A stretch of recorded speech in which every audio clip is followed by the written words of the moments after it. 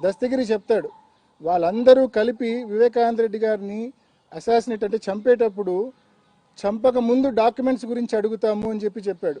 ఆ డాక్యుమెంట్స్ ఎక్కడున్నాయో ఆయన కనుక్కోవడం కోసం ఆయన తీవ్రంగా కొట్టామని కూడా చెప్తాడు.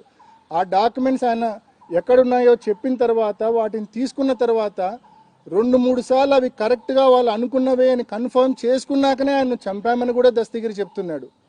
మరి చంపిన తర్వాత హత్య ఉదంతం అయిపోయిన తర్వాత బయటికి వెళ్ళేటప్పుడు కూడా ఆ డాక్యుమెంట్స్ను వెరిఫై చేసుకొని 2-3 సార్లు వెరిఫై చేసుకొని బయటికి వెళ్ళామని చెప్పి కూడా దస్తగిరి అతని వాంగ్మూలంలో చాలా స్పష్టంగా చెప్పాడు.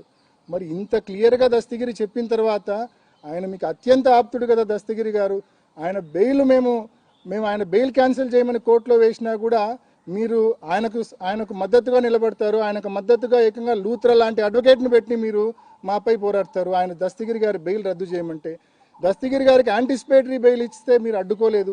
చీటికి మాటికి ప్రతి అంశాన్ని అడ్డుకునే మీరు దస్తగిరి తానే మీ నాన్నను చంపానని చెప్తున్న దస్తగిరి గారికి యాంటిసిపేటరీ బెయిల్ వస్తూ ఉంటే మీరు కనీసం అడ్డుకునే ప్రయత్నం, అబ్జెక్ట్ చేసే ప్రయత్నం కూడా చేయని విషయం కూడా ప్రజలందరూ గమనించారనే విషయం కూడా మనవి చేస్తూ ఉన్నా. మరి ఆ దస్తగిరి చెప్పినట్టుగా అంత కీలకమైన డాక్యుమెంట్స్ ఏవి అని అడగాల్సిన బాధ్యత మీ మీద ఉందా లేదా?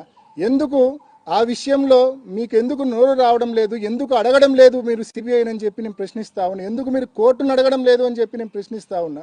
మరి ఇన్ని కీలకమైన విషయాలు మీ తల్లి గారేమో సెలవిచ్చి పంపిస్తారు అటెండర్కు, మీ భర్త గారు కూడా సెలవిచ్చి పంపిస్తారు అటెండర్కు. ఆ విషయం మీరు అడగరు. కీలకమైన డాక్యుమెంట్స్ అంటే ఏదైతే డాక్యుమెంట్స్ దోపిడీ ఆ రోజు రాత్రి హత్య జరిగేటప్పుడు జరిగిందో వాటి గురించి మీరు ప్రస్తావించరు.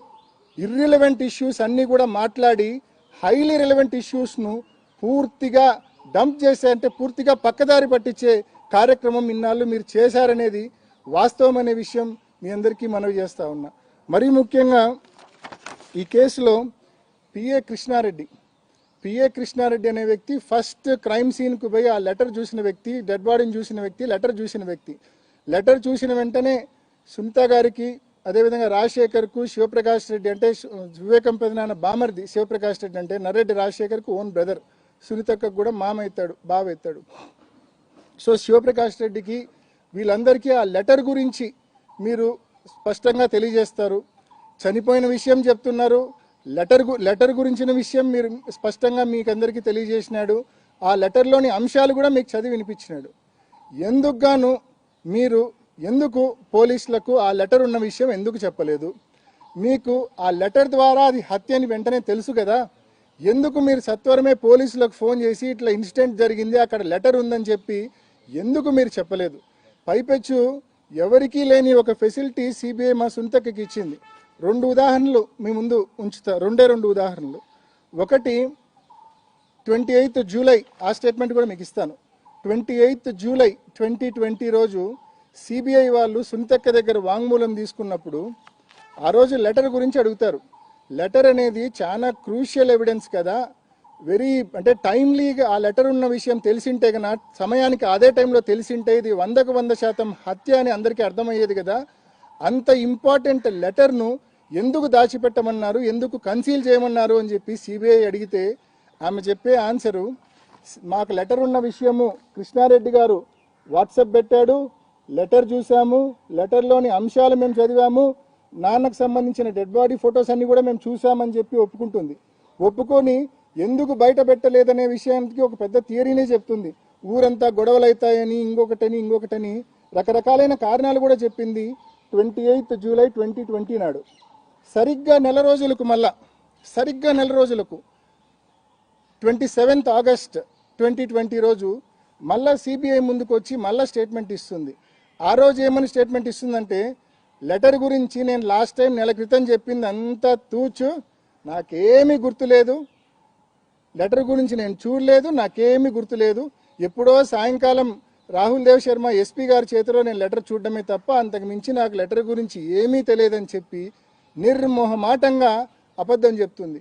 అంటే నిజంగా సిబిఐ ఈ మాదిరి ఒక వాంగ్మూలం ఇచ్చిన తర్వాత దాన్ని కవరప్ చేసుకోవడానికి మరో వాంగ్మూలం తీసుకునే కార్యక్రమం చేయడము ఎంతవరకు కరెక్ట్? ఇది విచారణ చేసే పద్ధతి ఇది కరెక్టేనా అని చెప్పి కూడా నేను ప్రశ్నిస్తా ఉన్నా.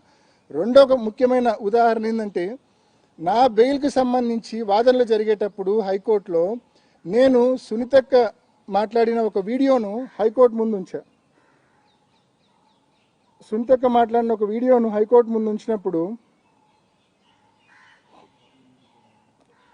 ఒక్క నిమిషం,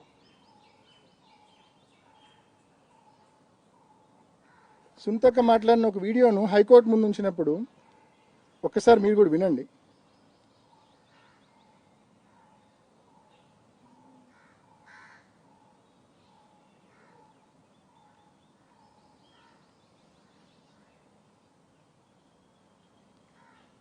ఎందుకు వాయిస్ రావట్లేదు? Very hard. Last couple of months or years, he's been working extremely hard. ఏం పని చేస్తున్నారు? He's working. అవినాష్ ని ఎంపీ చేయడానికి ఏమేం చేయాలో ఆలోచిస్తున్నారు. He's working on that. జగనన్నని సీఎం చేయడానికి ఏమేం చేయాలో He's working on that. ఇది సరిగ్గా చనిపోయిన వివేకం పెదనాని చనిపోయిన 12 రోజులకు అంటే మార్చి 27, 2019లో ఈ ప్రెస్ మీట్ సునీతక్క పెట్టింది. చాలా స్పష్టంగా ఆమె మాట్లాడడం మీరు కూడా విన్నారు. లాస్ట్ కొన్ని నెలలుగా మా నాన్న అవినాష్ను ఎంపీ చేయడానికి, జగనన్నను సీఎం చేయడానికి కృషి చేస్తూ ఉన్నారు, తీవ్రంగా శ్రమిస్తూ ఉన్నారని చెప్పి స్పష్టంగా సునీతక్క మాట్లాడిన మాటలు ఇవి. నేను ఇదే వీడియోను హైకోర్టుకి ఇచ్చా నా బెయిల్ వాదనలు జరిగేటప్పుడు.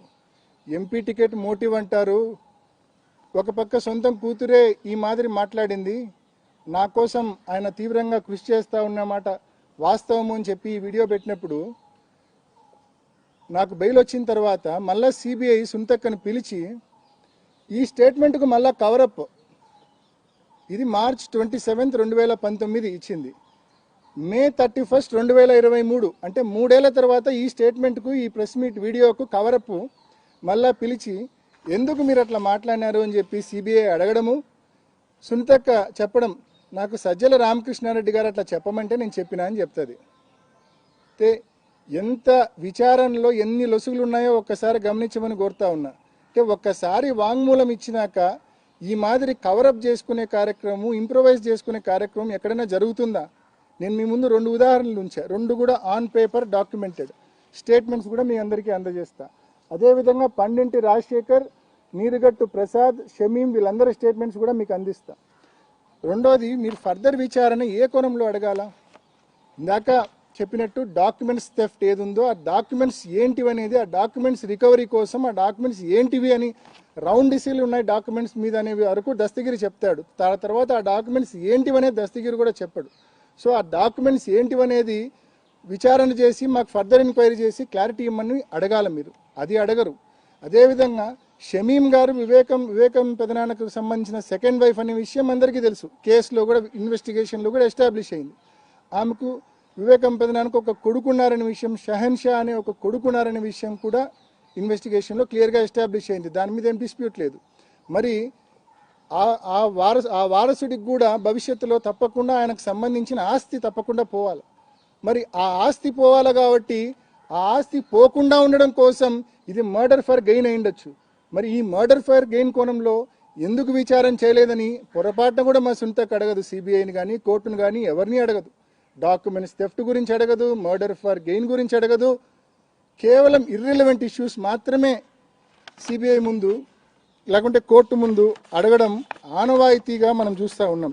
ఇవన్నీ ఎందుకు అడగదనేది నిజంగా ఒక $1 మిలియన్ క్వశ్చన్. ఈ లెటరు నిజంగా లెటర్ దాచిపెట్టడం అనేది సీన్ ఆఫ్ క్రైమ్లో దొరికిన valuable piece of evidence. Letter దాచిపెట్టడం అనేది it accounts to screening of evidence. It is a crime. ముద్దాయిలు కావాలి వీళ్ళు, మరి ముద్దాయిలు కాకుండా ఎలా పోయినారనేది వీళ్ళకే తెలియాలి. మరి ఇవన్నీ కూడా నేను మీ ముందుంచిన ఉదాహరణలు.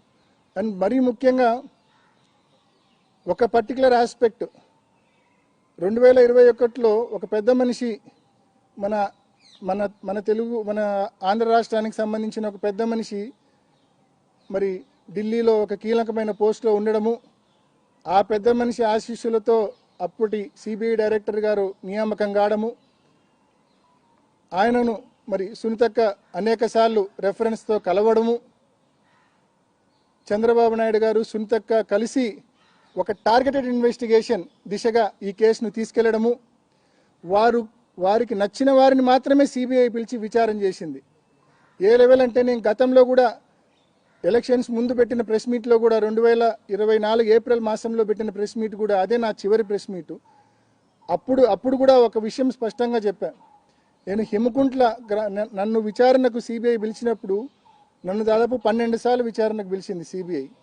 మూడోసారి పిలిచినప్పుడు నేను చెప్పా, ఒక హిమకుంట్ల గ్రామానికి సంబంధించిన ఒక వ్యక్తి ఆ రోజు మేము సీన్ ఆఫ్ క్రైమ్లో ఇంట్లో ఉన్నప్పుడు నేను పెదనాన్న డెడ్ బాడీ చూసి బయటకు వచ్చేసిన.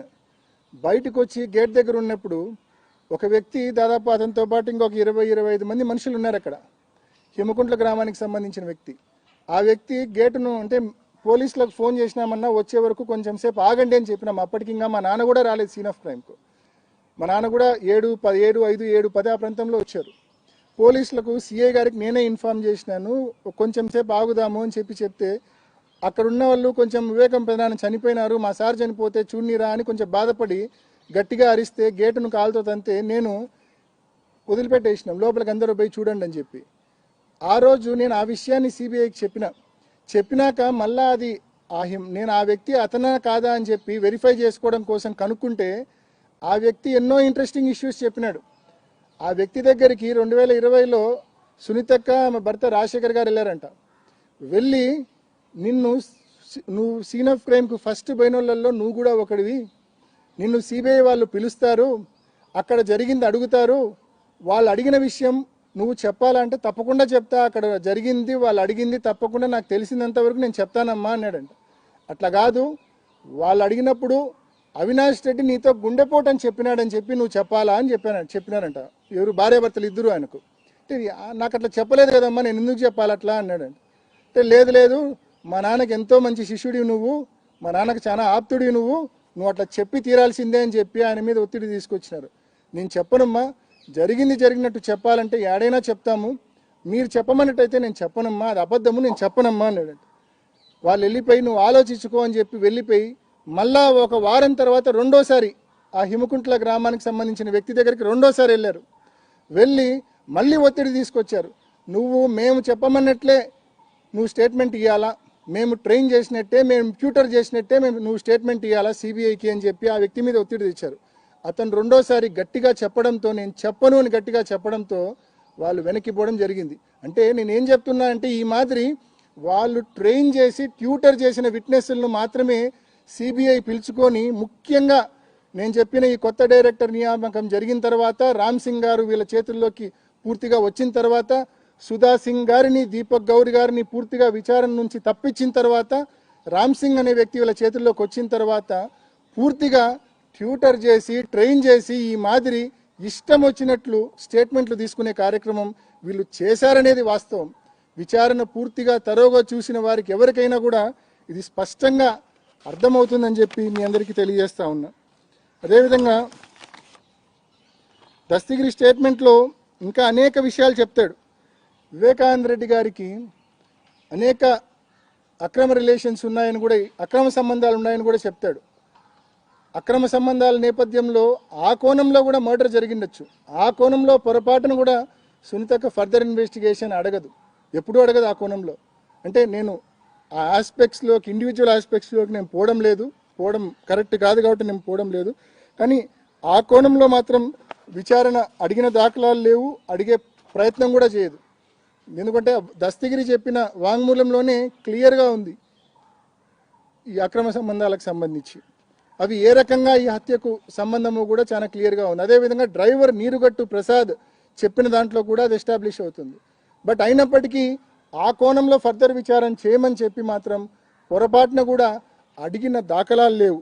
ఈ ఆస్పెక్ట్స్ అన్నీ కూడా నేను ఇప్పుడు మాట్లాడుతూనే ఉన్నాయి కాదు, ఇవన్నీ కూడా విచారణ జరుగుతున్నప్పుడే నేను అనేక సార్లు సిబిఐ డైరెక్టర్ గారికి ఎన్నోసార్లు రిప్రజెంటేషన్స్ పెట్టుకున్నా, ఎన్నోసార్లు మొరపెట్టుకున్నా, కానీ మా మొర ఆలకించలే. ఎందుకంటే ఆ టైంలో సుబోధ్ జైస్వాల్ గారు పైన, కింద రామ్ సింగ్ గారు, వీళ్ళిద్దరి హయాంలో పూర్తిగా lopsided investigation, targeted investigation జరిగింది తప్ప ఈ విచారణలోని వాస్తవాలేంటి, అసలు మేము చేసేది కరెక్టా కాదా అన్న ఆలోచన అప్పట్లో నిజంగా జరిగిన పరిస్థితులు లేవు.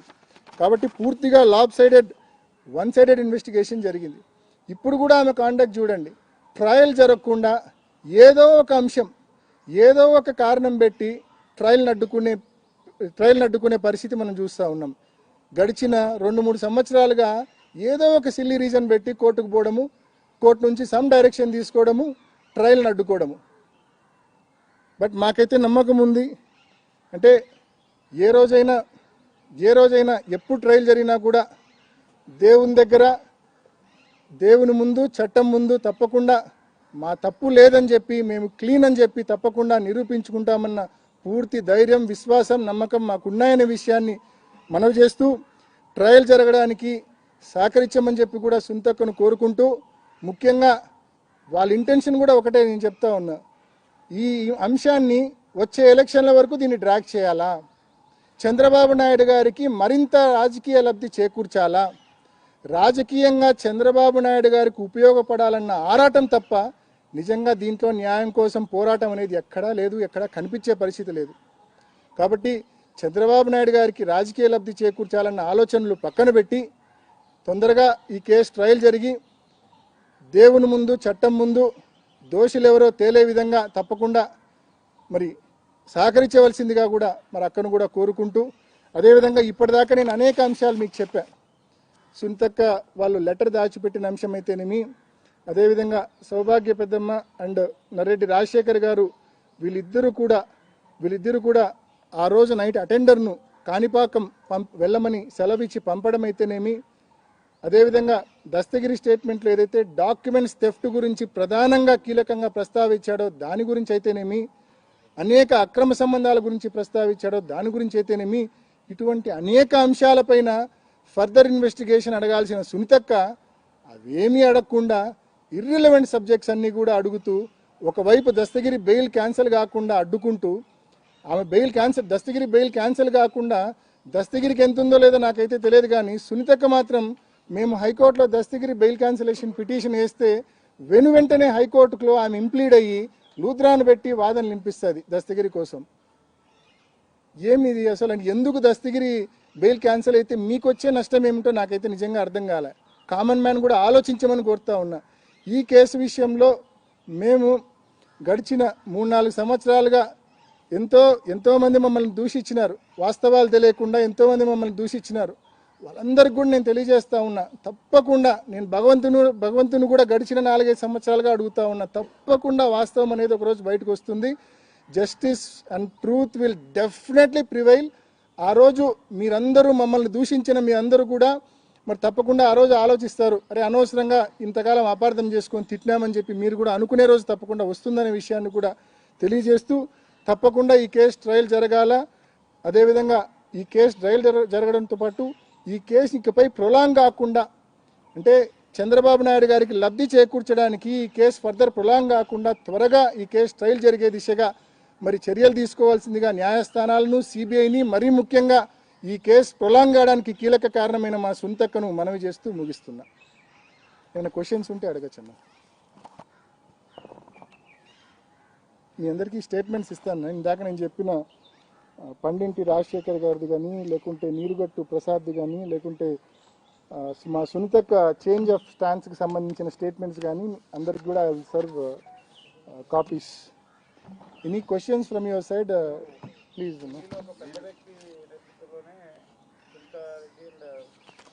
చంద్రబాబు నాయుడు ఈ కేసు ఇన్వెస్టిగేషన్ మొత్తాన్ని ఒక సైడ్కి తీసుకెళ్లారని చెప్తున్నారు. ఎవరు ఆ పెద్ద వ్యక్తి? ఆ పెద్ద వ్యక్తి గురించి, ఆ వ్యవస్థ గురించి మనం మాట్లాడలేని పరిస్థితి ఉంది కాబట్టి నేను మాట్లాడడంలో. నేను గతంలో కూడా 2 సార్లు ప్రెస్ మీట్ పెట్టినప్పుడు కూడా ఇంతవరకే మాట్లాడగలిగిన.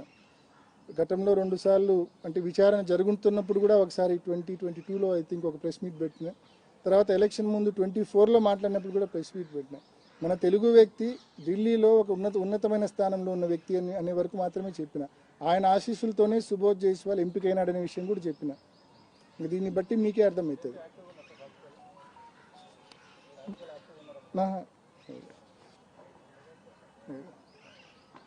నెక్స్ట్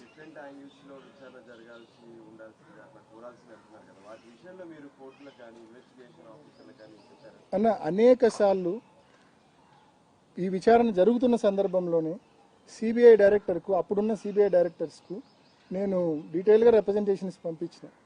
దాదాపు ఒకసారి అయితే 100 పేజీల representation with all these issues. నేను ఇందాక చెప్పిన ఈ కోణాలు అన్నీ కూడా దాంట్లో ఉన్నాయి. సెకండ్ వైఫ్ యాంగిల్ కానీ, ఈ డైమండ్స్కి సంబంధించిన యాంగిల్ కానీ, ఈ బెంగళూరు రియల్ ఎస్టేట్కి సంబంధించిన యాంగిల్ కానీ, ఈ ఇల్లిసిట్ రిలేషన్షిప్స్ విత్ ఉమెన్కి సంబంధించిన యాంగిల్ కానీ, ఈ డాక్యుమెంట్ స్టోరీ ఏదైతే ఉందో ఆ విషయం అయితేనేమి, అన్ని యాంగిల్స్తో కూడిన డీటెయిల్డ్ రిప్రజెంటేషన్స్ కూడా నేను సిబిఐ డైరెక్టర్ గారికి పంపించిన. బట్ వాటి మీద ఎటువంటి చర్య లేదు. కారణం నేను ఇందాక మీకు చెప్పా ఎందుకనేది. అప్పట్లో విచారణ కీలకమైన దశలో ఉన్న ఆ 2 సంవత్సరాలు కూడా డైరెక్టర్గా ఎవరున్నారో మీకు తెలుసు. కింద రామ్ సింగ్ ఉన్నాడు, పైన ఈయన ఉన్నాడు. ఎక్కడే కానీ ఈ ఆస్పెక్ట్స్ అంటే ఎంతసేపు టార్గెటెడ్ ఇన్వెస్టిగేషన్కే ఇంపార్టెన్స్ ఇచ్చారు తప్ప వాస్తవం ఏందనేది, వాస్తవం నిగ్గుదేల్చే ప్రయత్నం అప్పుడున్న సిబిఐ చేయలేదు.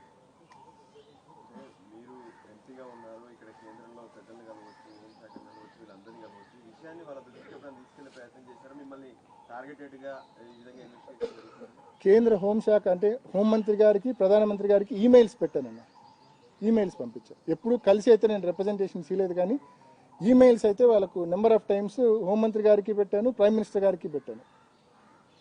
సిబిఐ డైరెక్టర్ గారికి కూడా ఈమెయిల్స్లోనే పెట్టింది. అండ్ రిజిస్టర్ పోస్టులు కూడా చేశాను. ఈమెయిల్స్ అండ్ రిజిస్టర్ పోస్టులు చేశాను. సిబిఐ డైరెక్టర్కి చేశా, హోంమంత్రికి చేశా, ప్రధానమంత్రి గారికి కూడా చేశాను. ఆ టైంలో కేసు కీలకమైన దశలో ఉన్నప్పుడే చేశాను. అంటే మీరు మొన్న ఎన్నికల్లో కావచ్చు, అంత ముందు కావచ్చు, ఈ కేసును చంద్రబాబు నాయుడు గారు రాజకీయంగా ఎన్నికల క్యాంపెయిన్లో ఏ రకంగా ఈ కేసును వాడుకున్నాడో మీరు చూసినారు. అంటే కేవలం సిబిఐ ఒక లాప్ సైడెడ్ ఇన్వెస్టిగేషన్, ఒక టార్గెటెడ్ ఇన్వెస్టిగేషన్ చేసింది కాబట్టే చంద్రబాబు నాయుడు గారు దాన్ని రాజకీయంగా వాడుకోగలుగుతా ఉన్నాడు. ఇప్పటికి కూడా వాళ్ళు ఏంటి, వచ్చే ఎన్నికల వరకు కూడా దీన్ని రాజకీయంగా వాడుకోవాలన్న ఇంటెన్షన్ చంద్రబాబు నాయుడు గారికి ఉంది. సునీతక్క దానికి మద్దతు ఇస్తూ ఉంది. టైమ్ అండ్ అగైన్ ఈ కేసు ట్రయల్ జరగకుండా ఏదో ఒక పిటిషన్ కింద కోర్టులోనో, హైకోర్టులోనో, సుప్రీంకోర్టులోనో ఏదో ఒక పిటిషన్ వేస్తుంది. పిటిషన్ వేసి ఆ పిటిషన్ డిస్పోజ్ కావడానికి కొన్ని నెలల వ్యవధి పడుతుంది. దానివల్ల ట్రయల్ డిలే అవుతుంది. మొన్న సుప్రీంకోర్టులో 207 స్టేజ్ ఏదైతే డాక్యుమెంట్స్ ఫర్నిషింగ్ స్టేజ్ అంటే 13 లక్షల ఫైళ్లు ఉన్నాయని చెప్పి సిబిఐ ఏదైతే చెప్పిందో, ఈ 13 లక్షల ఫైల్స్కి సంబంధించిన వెరిఫికేషన్ అంటే కొన్ని డాక్యుమెంట్స్ ఓపెన్ కాల. అవి ఓపెన్ కాకపోతే, అందులో ఏముందో తెలియకపోతే మాకు ఫెయిర్ ట్రయల్ ఎలా జరుగుతుంది? జరగదు కదా. కాబట్టి ఆ డాక్యుమెంట్స్ కొన్ని ఓపెన్ కానివన్నీ కోర్టుకి ఇచ్చాం. సో 207 స్టేజ్ను 4 వారాల లోపల కంప్లై చేయమని చెప్పింది. సో ఒక్కసారి 207 స్టేజ్ కంప్లై అయితే తర్వాత స్టేజ్ ఏంటి, ట్రయల్ బిగిన్ కావడమే. So that is it.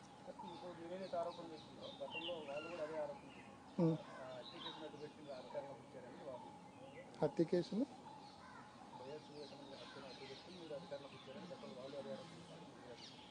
ఆ రోజు పవర్లో ఉన్నది వాళ్ళే కదా. ఆ రోజు పెదనాన్న ఇన్సిడెంట్ జరిగినప్పుడు చంద్రబాబు నాయుడు గారే ముఖ్యమంత్రిగా ఉన్నారు. ఆ రోజు 3 నెలల పాటు విచారణ సంస్థ సిట్ అయినా మరొకటైనా వాళ్ళ చేతిలోనే ఉన్నింది. నిజంగా అట్లా ఏదున్నా కూడా వాళ్ళు తేల్చిండాలి కదా. ఇంకోటి హార్ట్ అటాక్ థియరీ గురించి ఇందాక ఒక అంశం మీకు చెప్పా. ఏ రకంగా కొంతమంది విట్నెస్లతో, వాళ్ళ ఇంట్లో వాళ్ళతో, వాళ్ళ దగ్గర వాళ్ళతో ఏ రకంగా ట్యూటర్ చేసి, ట్రైన్ చేసి, అవినాష్ రెడ్డి పేరు చెప్పండి, గుండెపోటు అని చెప్పినాడని చెప్పండి అని. మీకు ముఖ్యంగా హార్ట్ అటాక్ అనే థియరీ పెదనాన్న చనిపోయిన మరుసటి రోజు అప్పుడు చంద్రబాబు నాయుడు గారి ఆధ్వర్యంలో ఆ గవర్నమెంట్, వీళ్ళకి బాగా ఇష్టమైన గవర్నమెంట్ కదా, మా అక్క గారికి చంద్రబాబు నాయుడు గారి గవర్నమెంట్ అంటే చాలా ఇష్టం. ఆయన ప్రభుత్వంలో మార్చి 16, 2019 ఆ రోజు సిట్ పిలిచింది సునీతక్కను. సిట్ పిలిచి ఒక స్టేట్మెంట్ రికార్డ్ చేసింది. సునీతక్క దగ్గర చేసింది, రాజశేఖర్ గారి దగ్గర చేసింది, సౌభాగ్యమ్మ గారి దగ్గర కూడా చేసింది అనుకుంటా. బట్ సునీతక్క రాజశేఖర్ గారి దగ్గర అయితే చేసింది. ఆ సిట్కి సంబంధించిన డాక్యుమెంట్స్ కూడా మీకు గ్రూప్లో షేర్ చేస్తా. ఆ రోజు చాలా స్పష్టంగా సునీతక్క అది గుండెపోటు అని చెప్పి, తాను అనుకున్నానని చెప్పి, కృష్ణారెడ్డి ఫోన్ చేసిన తర్వాత, బాత్రూంలో ఇట్లా చనిపోయినాడు, రక్తం ఉందని చెప్పిన తర్వాత, ఆ లెటర్ కూడా డెత్ నోట్ వాట్సాప్ పెట్టిన తర్వాత, అయినప్పటికీ కూడా నేను గుండెపోటనే అనుకున్నానని చెప్పి సునీతక్క చెప్తుంది. గుండెపోటనే అనుకున్నా, ఎందుకంటే మా నాన్నకు ఒక 1-2 ఇయర్స్ బ్యాకే స్టంట్ వేశారు, ఆ స్టంట్ వేసిన తర్వాత ఇంకా ఫర్దర్ బ్లాకేజెస్ ఉన్నాయి. ఆ కారణం చేత గుండెపోటు వచ్చి బాత్రూంలో పడిపోయి చనిపోయినాడేమో అని చెప్పి గుండెపోటు థియరీ సృష్టించిందే సునీతక్క. దానికి అది నేను విమర్శించడం లేదు. మార్చి 16, 2019 సునీతక్క సిట్టు ముందు ఇచ్చిన స్టేట్మెంట్ ఒకసారి చూస్తే మీకే అర్థమవుతుంది.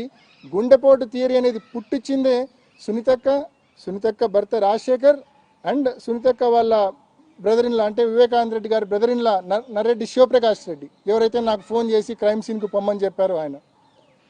ఇదే విషయాన్ని నేను చెప్పడమే కాదు, ఆదినారాయణ రెడ్డి ఉన్నాడు. ఆదినారాయణ రెడ్డి అని బాగా పేరు మోసిన ఒక బీజేపీ ఎమ్మెల్యే ఉన్నాడు. ఆ ఆదినారాయణ రెడ్డి అనే వ్యక్తి క్లియర్గా విచారణకు పిలిచినప్పుడు స్పష్టంగా సిట్ ముందు చెప్తాడు. విషయమై మాజీ మంత్రి బీజేపీ నేత ఆదినారాయణ రెడ్డి సిట్ విచారణకు హాజరయ్యారు. ఈ కేసుకు సంబంధించి అంశాలపై సిట్ అధికారులు ఆయన ప్రశ్నించారు. హత్య జరిగిన రోజు విజయవాడలో ఉన్నానని, వివేక హత్యకు తనకు ఎలాంటి సంబంధం లేదని ఆదినారాయణ తెలిపారు. ఈ కేసులో తన ప్రమేయం ఉంటే ఎన్కౌంటర్ చేసుకోవచ్చని, సిబిఐ విచారణ కావాలన్నదే తమ డిమాండ్ అని అన్నారు. ఈ కేసుకు సంబంధించి గత వారం సిట్ అధికారులు టీడీపీ ఎమ్మెల్సీ బీటెక్ రవి, మాజీ మంత్రి ఆదినారాయణ రెడ్డి డ్రైవర్ దస్తగిరి ప్రకాశ్లను ప్రశ్నించారు. ఇద్దరు నుంచి వివరాలు సేకరించారు. వివేకానంద రెడ్డి మార్చి 15 నాడు ఉదయాన్నే నేను విజయవాడలో ఉన్నప్పుడు టీవీ వివేకానంద రెడ్డి గారు గుండెపోటు వలన చనిపోయినాడనే వార్త మేము విజయవాడలో ఉన్నప్పుడు జరిగినది. ఆ రోజు నేను నాతో పాటు శేఖర్ రెడ్డి అని మా కజిన్ ఒక ఆయన కాంట్రాక్టరు, శివప్రకాష్ రెడ్డి వివేకానంద రెడ్డి గారి యొక్క సొంత బావమరిది ఫోన్లో దొరికినప్పుడు నేను చెప్పిన మాట సారీ చెప్పినా బాధాకరంగా ఎందుకన్నా ఇట్లా జరిగిందంటే ఆయన ఎక్కువ సిగరెట్లు తాగేవాడని స్టంట్ వేసినారని వామిటింగ్ వల్ల జరిగిందనే విషయం చెప్పిన తర్వాత వాళ్ళ కొడుకు కూడా నాతో మాట్లాడితే అదే విషయం చెప్పినాడు. క్లియర్గా చెప్తా ఉన్నాడు ఆదినారాయణ రెడ్డి. శివప్రకాష్ రెడ్డి కొడుకు వీళ్ళిద్దరూ ఫోన్లు చేసి ఆదినారాయణ రెడ్డికి ఆయనకు స్టంట్ వేసినారని, గుండెపోటు వచ్చిందని, రక్తపవాంతులై చనిపోయినాడని చెప్పి వాళ్ళు చెప్పి ఆ నిందను కన్వీనియంట్గా కొంతమంది విట్నెస్లను ట్యూటర్ చేసి ట్రైన్ చేసి సిబిఐ అనే సంస్థ తమ చేతిలో అప్పట్లో ఉండింది కదా అని చెప్పి ఇష్టం వచ్చినట్టు వాంగ్మూలాలు ఇప్పించి అనవసరంగా అన్యాయంగా మా మీద దోసే కార్యక్రమం చేసినారు. దీనికి ఎవిడెన్స్ ఆదినారాయణ రెడ్డి గారి వీడియోనే. దీనికి ఇంతకంటే పెద్ద ఎవిడెన్స్ మార్చి 16 సునీతకి ఇచ్చిన వాంగ్మూలం, సిట్టు ముందు ఇచ్చిన వాంగ్మూలం. అది కూడా మీకు షేర్ చేస్తాను. అంటే తానంతకు తానే స్వయంగా ఒప్పుకుంది గుండెపోటు అని చెప్పి ఆమె అనుకుందని, ఆమె అందరికీ చెప్పానని. ఒకవైపు ఆదినారాయణ రెడ్డి చెప్తా ఉన్నాడు, వివేకానంద రెడ్డి గారి బామర్ది శివప్రకాష్ రెడ్డి ఆయన కొడుకు నాకు గుండెపోటు అని చెప్పి క్లియర్గా చెప్పినాడని చెప్పి. మరి ఈ కోణాల్లో అడగాలి కదా ఫర్దర్ ఇన్వెస్టిగేషన్. మా సునీతక్క నిజంగా చిత్తశుద్ధి ఉంటే, నిజంగా న్యాయం కోరుకునేదైతే కన్నా ఈ కోణంలో ఫర్దర్ ఇన్వెస్టిగేషన్ అడగాలి కదా. ఆదినారాయణ రెడ్డిని పిలవమనో, శివప్రకాష్ రెడ్డిని పిలవమనో, వాళ్ళ కొడుకుని పిలవమనో, లేకుంటే ఆమె ఇచ్చిన స్టేట్మెంటే మార్చి 16 ఇలా ఉందనో అడగాలి కదా. ఎందుకు అడగడంలే? అత్యంత కీలకమైన అంశాలు కేసులో ఇవి పక్కదారి పట్టించి వేరే వాటిని టార్గెట్ చేసే కార్యక్రమం చేస్తూ ఉంది. ఈ కేసులో ఎంతసేపు కూడా అంటే సునీతక్క పరిస్థితి ఏంటంటే బయటపడ్డామనుకున్న ప్రతిసారి ఇంకా లోపలికి కూరుకుపోతున్నా అనే భావన ఆమెలో ఉంది. ఏదో తప్పు చేసినామన్న భావన ఉంది ఆమెలో. ఆ భావన ఉంది కాబట్టి ఇట్లా రెలవెంట్ సబ్జెక్ట్స్, రెలవెంట్ ఇష్యూస్ను ఎంక్వైరీ చేయమని అడగకుండా, కోర్టు దృష్టికి తీసుకోకపోకుండా ఇర్రెలవెంట్ ఇష్యూస్ అన్నింటి కూడా కోర్టు దృష్టికి, సిబిఐ దృష్టికి తీసుకొని పోయి కేవలం విచారణను పక్కదారి పట్టించాలా, విచారణను ప్రొలాంగ్ చేయాలా, అంతిమంగా చంద్రబాబు నాయుడు గారికి రాజకీయ లబ్ధి చేకూర్చాలా. ఇది జరుగుతూ ఉన్న తతంగం.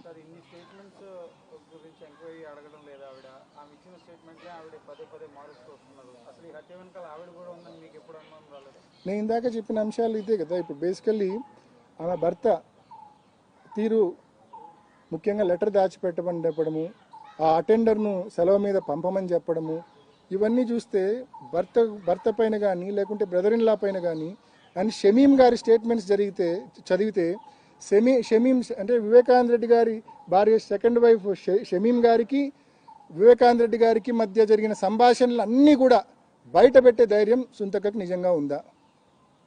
చాలా స్పష్టంగా విచారణలో ఉంది కదా. వివేకానంద రెడ్డి గారు ఆస్తులు ఆమె పేరిట ఇవ్వాలనుకున్నాడని ఉంది. హైదరాబాద్లో ఒక ఇల్లు కొనివ్వాలనుకున్నాడని ఉంది. హెచ్పిఎస్ స్కూల్లో అడ్మిషన్ తీసి చేర్చాలనుకున్నాడని ఉంది. వాళ్ళను పూర్తిగా సెటిల్ చేయాలనుకున్నాడని ఉంది. అన్ని కోణాలు ఉన్నాయి కదా. ఒకవైపు ఈయనకేమో పూర్తిగా డబ్బులు చెక్ పవర్ తీసేసినారు. ఒక పక్క సునీతక్క, రాజశేఖర్ గారు అండ్ సౌభాగ్యమ్మ వీళ్ళందరూ పెద్దమ్మ కలిసి చెక్ పవర్ తీసేసినారు. ఖర్చులకు కూడా డబ్బులు లేని పరిస్థితికి ఆయన తీసుకొచ్చారు. పూర్తిగా ఆయన అవాయిడ్ చేసినారు. లాస్ట్ 3 సంవత్సరాలు ఆయనతో మాట్లాడను కూడా లేదని చెప్పి విచారణలోనే ఉంది, సునీతక్క మాటల్లోనే ఉంది. మరి ఆయన పూర్తిగా అవాయిడ్ చేసినారు, అబాండన్ చేసినారు. ఆయన తాగి ఇంటి బయట పాపం స్టెప్స్ మీద పడిపోయినా కూడా ఇంటి బయట పండింటి రాజశేఖర్ లాంటి వాళ్ళు ఎత్తుకొని పోయి బెడ్ మీద పెట్టారు తప్ప ఎవరు ఫ్యామిలీ మెంబర్స్ ఆయన పూర్తిగా అబాండన్ చేసిన పరిస్థితి మనం చూసినాం. మరి అటువంటిది ఆ కోణంలో విచారణ పోకుండా ఇటువంటి ఇర్రిలవెంట్ ఇష్యూస్ అడగడము, ముఖ్యంగా షమీం గారికి వివేకానంద రెడ్డి గారికి మధ్య జరిగిన సంభాషణలు పూర్తిగా రివీల్ చేయాల్సిన అవసరం ఉంది.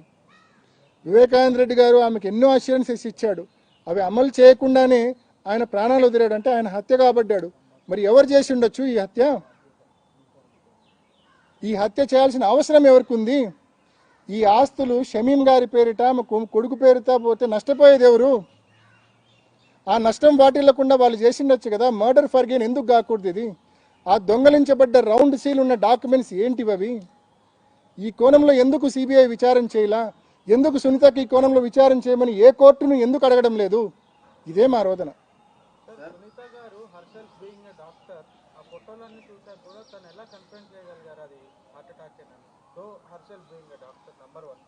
నంబర్ 2, టీడీపీ వాళ్ళు ఇప్పుడు మీరు అన్నట్లుగా కొద్దిసేపు క్రితం మీరు మాట్లాడుతూ ఈ ప్రాసెస్ మొత్తాన్ని వాడుకొని 24 ఎన్నికల్లో డిఫైమ్ చేసి గెలిచారని కూడా మీరు అన్నారు. చాలా సినిమాలు కూడా తీసినారు మీ మీద, యూట్యూబ్లో ఎక్కడ పడితే అక్కడ కూడా ఉన్నాయి. వాటన్నిటి మీద మీ యాక్షన్ ఎలా ఉండబోతుంది? బేసికల్గా మీరు చూసినారు గతంలో, అంటే వివేకం అని ఒక సినిమా తీసినారు వాళ్ళు. ఆ సినిమా డైరెక్టర్ ఎవడో తెలియదు, ప్రొడ్యూసర్ ఎవడో తెలియదు. యూట్యూబ్లో ఇష్టానికి రిలీజ్ చేసినారు. కేవలం కొంతమంది క్యారెక్టర్స్ను తీవ్రంగా అసాసినేట్ చేసి రాక్షసానందం పొందేందుకు మాత్రమే అటువంటి సినిమాలు వాళ్ళకు ఉపయోగపడ్డాయి. అండ్ రాజకీయంగా లబ్ధి చేకూర్చేందుకు మాత్రం ఆ సినిమా వాళ్ళకు ఉపయోగపడింది. కానీ పైనున్న దేవుడైనా ఈ రకంగా కొంత వ్యక్తుల క్యారెక్టర్ అసాసినేషన్ ఇంత ఘోరాతి ఘోరంగా చేస్తే దేవుడు కూడా క్షమించడు. ఆ చేసిన వాళ్ళకు చేయించిన వాళ్ళకు తప్పకుండా బలంగా దేవుడు ముట్టికాయలు వేసే కార్యక్రమం తప్పకుండా జరుగుతుంది. మామూలుగా లేఖ రాస్తేనే సిబిఐ లాంటి వాళ్ళు విచారణ చేస్తుంటారు. మీరంటారు మళ్ళీ ఆ పైన ఆయన ఆశిస్తుంటూ అంటారు. ఇప్పుడైనా దీనికి సంబంధించి మళ్ళీ ఏమైనా మీరు ఈ యాంగిల్స్ కోసం మళ్ళీ ఏమైనా ట్రై చేస్తారా? ఈ యాంగిల్స్ అంటే ఒకటేనా, సిబిఐ టైమ్ అండ్ అగైన్ కోర్టులో, అంటే కింద కోర్టు నుంచి పై కోర్టు వరకు టైమ్ అండ్ అగైన్ వాళ్ళు ఏం చెప్తున్నారంటే our investigation is complete, there is no need for further investigation అని క్లియర్గా చెప్తా ఉంది. And point number 2, as an accused we have very limited rights. మేము దీంట్లో ముద్దాయిగా మా దౌర్భాగ్యం కొద్దీ దీంట్లో మమ్మల్ని ఇరికిచ్చినారు కాబట్టి మాకు దీంట్లో చాలా లిమిటెడ్, అక్యూజ్డ్కు చాలా లిమిటెడ్ స్కోపే ఉంటుంది. ఈ 2 కారణాల వల్ల మేము ఎంత అడిగినా కూడా మాది అరణ్య నిరోధనగానే మిగిలిపోతూ ఉంది. అండ్ రెండోది, ఇందాక మీరు అడిగిన ప్రశ్న కంటిన్యూయేషను, ఫొటోస్ చూడడమే కాదు, అంటే అక్కడున్న Inayatullah and PA Krishna Reddy photos పంపడమే కాదు, సునీతక్కకు లెటర్ ఫోటో పంపడమే కాదు, డెడ్ బాడీ ఫొటోస్ కూడా పంపారు. వెరీ క్లియర్గా మర్డర్ అని తెలుసు. అంత క్లియర్ అని తెలిసినప్పటికీ కూడా పోలీసులకు ఫోన్ చేసి ఎందుకు చెప్పలేదు? నేను పోయి చెప్పే వరకు పోలీసులకు ఎవరు చెప్పలేదు కదా. నేను పోయి చెప్పడమే నేను చేసిన తప్పేమో బహుశా. వాళ్ళ లైన్లో ఉండింటే, ఎవరికి చెప్పకుండా ఉండింటే వాళ్ళు నన్ను మంచి అనేవాళ్ళేమో బహుశా. సో పోలీసులకు చెప్పకపోవడం ఒక ప్రధానమైన తప్పు. లెటర్ ఉందని తెలిసి, గాయాలున్నాయని తెలిసి ఎందుకు వాళ్ళు దాన్ని గుండెపోటుగా వాళ్ళే ఎందుకు అనుకున్నారు? ఎందుకు బంధువులకు చెప్పారు? ఎందుకు ఆదినారాయణ రెడ్డి వంటి వాళ్ళకి చెప్పారని దానికి ఆన్సర్ వాళ్ళు చెప్పాలా. సిబిఐ కూడా ఆన్సర్ చెప్పాలా. వాళ్ళు విచారణ చేసింది కదా సిబిఐ కూడా ఆన్సర్ చెప్పాలా. రైట్ అన్నా, థ్యాంక్ యూ అన్నా.